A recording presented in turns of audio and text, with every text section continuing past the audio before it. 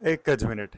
શું તમે પણ રોજ વિચારો છો કે આ મંડેથી તો પાક્કું જીમ જવું છે, પણ પછી મંડે આવે અને મોટિવેશન ખતમ અને પાછું ઝીરોથી ચાલુ? તો આ વિડીયો ખાસ તમારા માટે છે. પહેલાં તો એ જાણો કે આવા તમે એકલા નથી. એવું બધા સાથે થાય છે. શરૂઆતમાં મોટિવેશન આવે એટલે એક દિવસ જીમમાં જાય, ફૂલ એક્સરસાઇઝ કરે અને પછી ધીમે ધીમે ધીમે ધીમે બોડી દુખે, મૂડ ઓફ થાય, ઊંઘ ખરાબ થાય અને પછી બાના ચાલુ કે આજનો દી નહીં જાવું યાર, કાલથી જઈશ, કાલથી પાકું જવું. બટ સાચી વાત તો એ જ છે કે કાલ તો ક્યારેય આવતું જ નથી. મોટિવેશન 2 દી ચાલે, પછી બસ જે હતું એનું એ જ પાછું સિસ્ટમ ચાલુ. તો આનું કરવું શું, રાઈટ? ફર્સ્ટ ઓફ ઓલ તો તમારું વાય ક્લિયર હોવું જોઈએ કે શા માટે તમારે જીમ જોઈન કરવું છે, શા માટે તમારે કસરત કરવી છે.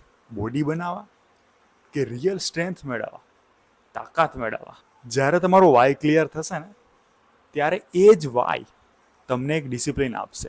તમારામાં એક ડિસિપ્લિન પેદા થશે કે ભાઈ આ તો મારે કરવું જ છે, કારણ કે મારે આ જોઈએ છે. એકવાર જો ડિસિપ્લિન તમારા લાઈફમાં આવી ગઈ ને, પછી મોટિવેશન આવે કે ના હોય શું ફેર પડવા.